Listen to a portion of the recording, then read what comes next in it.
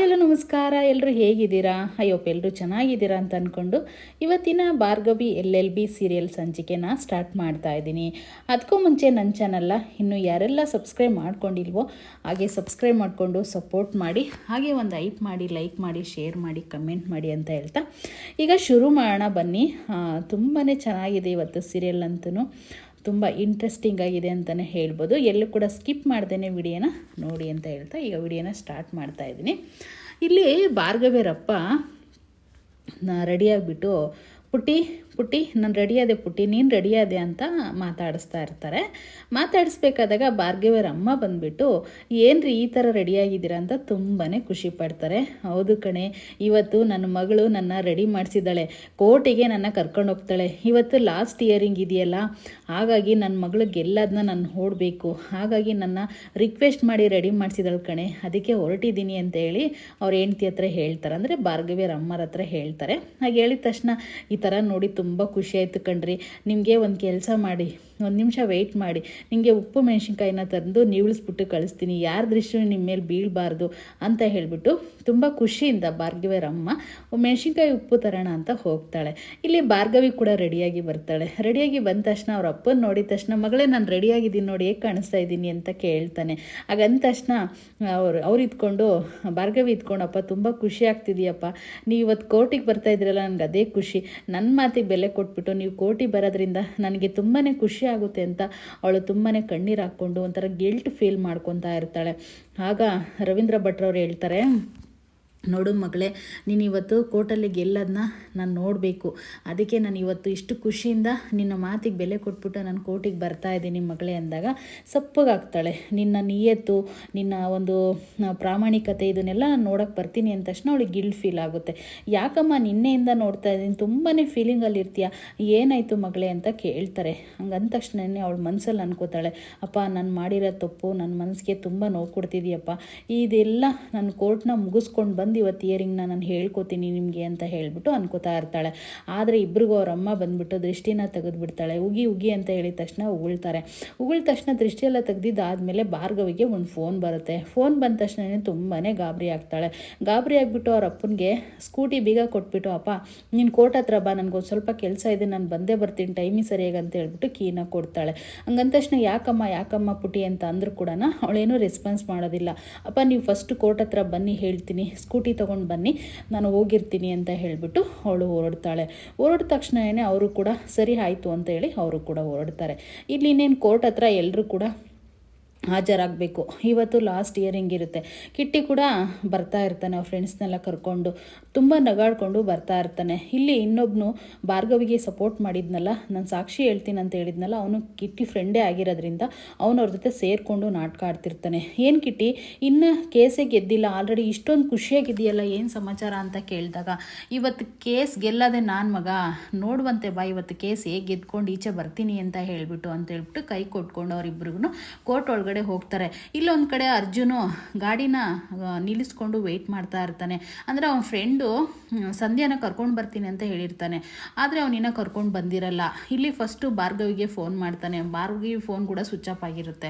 ಯಾಕೆ switch off ಮಾಡಿದ್ದಾಳೆ, charging ಹಾಕಿಲ್ವೇನೋ ಅಂತ ತುಂಬ ಗಾಬರಿ ಪಟ್ಬಿಟ್ಟು ಮತ್ತೆ ಫ್ರೆಂಡಿಗೆ ಕೂಡ ಫೋನ್ ಮಾಡ್ತಾನೆ. ಫೋನ್ ಮಾಡಿದ್ರೆ ಅವನ ಫೋನ್ ಕೂಡ ಸ್ವಿಚ್ ಆಫ್ ಆಗಿರುತ್ತೆ. ಯಾವತ್ತು ಇವನು ಸ್ವಿಚ್ ಆಫೇ ಮಾಡಲ್ವಲ್ಲ ಫೋನು, ಇವತ್ತೇನಕ್ಕೆ ಸ್ವಿಚ್ ಆಫ್ ಮಾಡಿದ್ದಾನಂತ ತುಂಬಾ ಟೆನ್ಷನ್ ಮಾಡ್ಕೋತಾನೆ ಅರ್ಜುನು.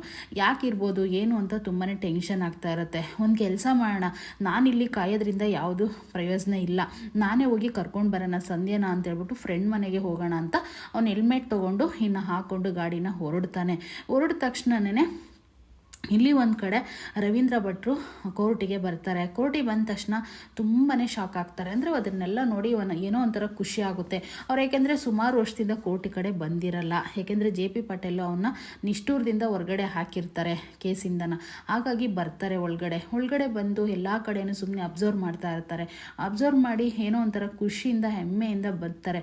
ಬಂದ ತಕ್ಷಣ JP ಪಾಟೀಲ್ ಕೂಡ ಎಂಟ್ರಿ ಆಗ್ತಾರೆ. ಎಂಟ್ರಿ ಆದ ತಕ್ಷಣ JP ಪಾಟೀಲು ರವೀಂದ್ರ ಭಟ್ರನ್ನ ನೋಡ್ತಾರೆ. ನೀವೇನಿಲ್ಲಿ ರವಿ, ರವಿ ಅಂತ ಕೇಳ್ತಾರೆ. ಯಾಕೆ ನಾನು ಕೋರ್ಟಿಗೆ ಬರಬಾರ್ದಾ ಅಂತ ರವೀಂದ್ರ ಭಟ್ರು ಹೇಳ್ತಾರೆ. ಹಾಗೆ ಹೇಳಿದ ತಕ್ಷಣ ಏನಲ್ಲ, ನೀನು ಯಾಕೆ ಕೋರ್ಟಿಂದ ಹೊರಗಡೆ ಹಾಕಿಸ್ಕೊಂಡೋನು ಮತ್ತೆ ಕೋರ್ಟಿಗೆ ಬಂದಿದೆಯಲ್ಲ ಅಂತ ಜೆ ಪಿ ಪಟೇಲ್ ಹೇಳ್ತಾರೆ. ನಾನು ಕೋರ್ಟಿಂದ ಹೊರಗಡೆ ಹಾಕಿರೋದ ನೀವು, ನಾನು ಹೋಗಿರೋದಲ್ಲ. ನನ್ನ ಮಗಳನ್ನ ಇವತ್ತು ಗೆಲುವನ್ನ ನೋಡೋಕ್ಕೆ ಬಂದಿದ್ದೀನಿ ಜೆ ಪಿ ನಾನು ಅಂತ ಹೇಳ್ಬಿಟ್ಟು ರವಿ ಅವ್ರು ಹೇಳ್ತಾರೆ. ಹಾಗೆ ಹೇಳಿದ ತಕ್ಷಣ ಅದೇಗೆ ಅಂದ್ಕೊಳ್ತೀಯಾ ನಿನ್ನ ಮಗಳು ಗೆಲ್ತಾಳೆ ಇವತ್ತು ಅಂತ ಹೇಳಿ ಅಂತ ಅಂದಾಗ, ನನ್ನ ಮಗಳು ಪ್ರಾಮಾಣಿಕತೆ ಹಾಗೆಯೇ ಸತ್ಯವನ್ನೇ ಹೇಳ್ತಾಳೆ. ಯಾವತ್ತೂ ಒಂದು ಹೆಣ್ಣಿಗೆ ನ್ಯಾಯ ಕೊಡ್ಸೋಕೆ ಹೊರಟಿದ್ದಾಳೆ ಅಂದರೆ, ಒಂದು ಸಂಧ್ಯಾ ಅನ್ನೋ ಒಂದು ಹೆಣ್ಣಿಗೆ ಬಡ ಮಗಳದು ಬಡವ್ರ ಹೆಣ್ಣು ಮಗಳು, ಆ ಮಗಳಿಗೆ ನ್ಯಾಯ ಕೊಡ್ಸೋಕ್ಕೆ ನನ್ನ ಮಗಳು ಹೊರಟಿರ್ಬೇಕಾದಾಗ ಅವತ್ತು ನಾನು ಒಂದು ಬಡವ್ರಿಗೆ ಇಬ್ಬರಿಗೆ ನ್ಯಾಯ ಕೊಡ್ಸೋಕ್ಕಾಗಿರಲಿಲ್ಲ. ಅದು ನಾನು ಅವತ್ತು ಸೋತಿದ್ದೆ. ಇವತ್ತು ನನ್ನ ಮಗಳನ್ನ ನ್ಯಾಯ ಕೊಡ್ಸೋದನ್ನ ನಾನು ನೋಡಿ ಸಂತೋಷಪಟ್ಟು ಕಣ್ಣು ತುಂಬ್ಕೊಳ್ಳೋಣ ಅಂತ ಕೋರ್ಟಿಗೆ ಬಂದಿದ್ದೀನಿ ಅಂತ ಹೇಳಿಬಿಟ್ಟು ರವಿಯವ್ರು ಹೇಳ್ತಾರೆ.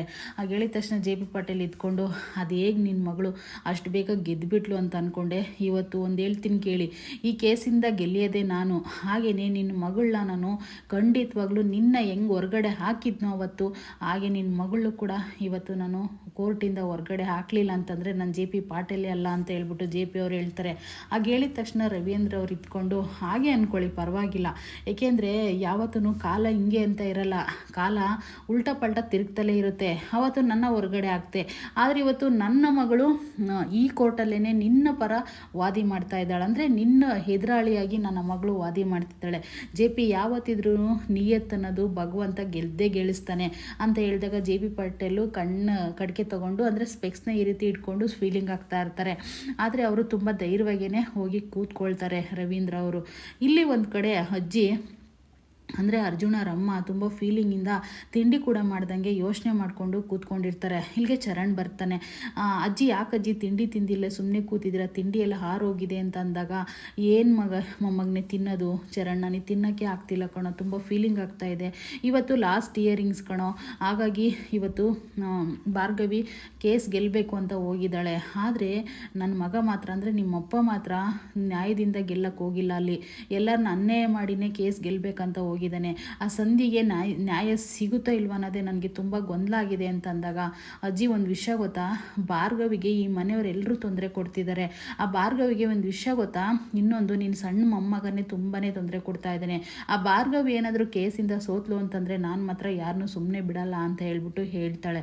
ಹಾಗಂದ ತಕ್ಷಣ, ಅಲ್ಲ ಕಣೋ ಇವನು ಹೆಲ್ಪ್ ಮಾಡ್ತಿದ್ದಾನೆ ಅರ್ಜುನ್ ಅಂತ ನೀನು ಯಾಕೋ ಅಂದ್ಕೊಳ್ತೀಯ ಅಂತ ಹೇಳಿ ಅಜ್ಜಿ ಕೇಳ್ತಾ ಇರ್ತಾರೆ. ಇನ್ನೇನು ಕಿಟ್ಟಿ ಕೂಡ ಬಂದು ಕೂತ್ಕೊಂಡ ಆ ಫ್ರೆಂಡ್ ಜೊತೆ ಎಲ್ಲನ. ಇವ್ರು ಜೆ ಪಿ ಪಟೇಲು ಹಾಗೇನೆ ಅವ್ರ ಅಸ್ಟೆಂಟು ಎಲ್ಲ ಬಂದು ಕೋರ್ಟಲ್ಲಿ ಕಾಯ್ತಾ ಇರ್ತಾರೆ. ಕಾಯ್ಬೇಕಾದಾಗ ಕಿಟ್ಟಿ ಮಾತ್ರ ಒಂದು ಕಡೆ ನಗಾಡ್ಕೊಂಡು ಒಂಥರ ಹಿಂಗೆ ಮುಖ ನೋಡಿಕೊಂಡು ರವೀಂದ್ರ ಅವ್ರನ್ನ ನಗ್ತಾ ಇರ್ತಾನೆ. ಇಲ್ಲಿ ಫ್ರೆಂಡ್ ಮಾತ್ರನ ಸಹಾಯ ಮಾಡೋಕ್ಕೆ ಅಂತ ಬಂದಿರ್ತಾನಲ್ಲ ಭಾರ್ಗವಿಗೆ, ಅವನು ಮಾತ್ರನ ಈ ಕಿಟ್ಟಿ ಏನು ಇಷ್ಟೊಂದು ಧೈರ್ಯವಾಗಿದ್ದಾನಲ್ಲ, ಏನು ಕಿತಾಪತಿ ಮಾಡಿರ್ಬೋದಂತ ಅವನಿಗೂ ಕೂಡ ಪ್ಲ್ಯಾನಿಂಗ್ ಗೊತ್ತಿರೋದಿಲ್ಲ. ಇವನು ಅವ್ರ ಮಕ್ಕನೇ ನೋಡಿಕೊಂಡು ಇದು ಮಾಡ್ತಾ ಇರ್ತಾನೆ.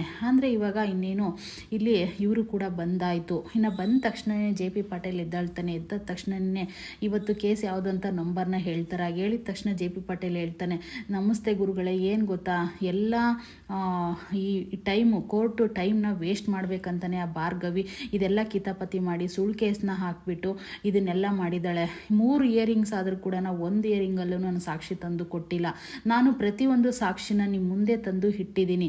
ಆದರೆ ಅವರು ಬರೇ ಟೈಮು ವ್ಯರ್ಥ ಮಾಡ್ತಿದ್ದಾರೆ, ಕೋರ್ಟು ಟೈಮ್ನ ವ್ಯರ್ಥ ಮಾಡ್ತಿದ್ದಾರೆ. ಒಂದಿನೂ ಕರೆಕ್ಟ್ ಟೈಮ್ಗೆ ಹಾಜರಾಗಿಲ್ಲ. ಹಾಗಾಗಿ ಯಾವುದೇ ಕಾರಣಕ್ಕೂ ಕಿಟ್ಟಿ ಏನು ಭೂಪತಿ ಯಾವುದೇ ತಪ್ಪು ಮಾಡಿಲ್ಲ ಅಂತ ಹೇಳ್ಬಿಟ್ಟು ಅವ್ರನ್ನ ನಿರಪರಾಧಿ ಅಂತ ನಿರೂಪಿಸಿ ಅವ್ರನ್ನ ಹೊರಗಡೆ ಬಿಡಬೇಕಂತ ಕೇಳ್ಕೊಳ್ತೀನಿ. ಹಾಗೆಯೇ ಇಲ್ಲಿ ಒಂದು ಕಡೆ ಅರ್ಜುನು ಚರ್ಚೆ ಮಾಡ್ತಲೇ ಇರ್ತಾನೆ ಅಜ್ಜಿ ಕೈಲಿ. ಅಜ್ಜಿ ಇದ್ಕೊಂಡು, ನೀನು ಅರ್ಜುನ್ ಬಗ್ಗೆ ಏನಕ್ಕೂ ಹಂಗೆ ಅಂದ್ಕೊಳ್ತಾ ಇದ್ದೀಯ ಅಂದಾಗ, ಅದೇನೋ ಮಾತಾಡ್ತಾ ಇರ್ಬೋದು ಅಂದಾಗ, ಎಲ್ಲೋ ನೋಡಿದೆ ನೀನು ಮಾತಾಡೋದಂದಾಗ ನಗಾಡ್ಕೊಂಡು ಫೋನಲ್ಲಿ ಭಾರ್ಗವಿ ಹತ್ರ ಮಾತಾಡ್ತಿರೋದನ್ನ ನಾನೇ ನೋಡಿದ್ದೀನಿ ಅಜ್ಜಿ, ನಾನೇ ಕಣ್ಣಾರ ನೋಡಿ ಹೇಳ್ತಿರುವಂಥದ್ದು. ಭಾರ್ಗವಿಗೆ ಮಾತ್ರ ಏನನ್ನ ತೊಂದರೆ ಆದರೆ ನಾನು ಮಾತ್ರ ಸುಮ್ಮನೆ ಇರಲ್ಲ ಅಂತ ಚರಣ್ ಹೇಳ್ತಾ ಇರ್ತಾನೆ.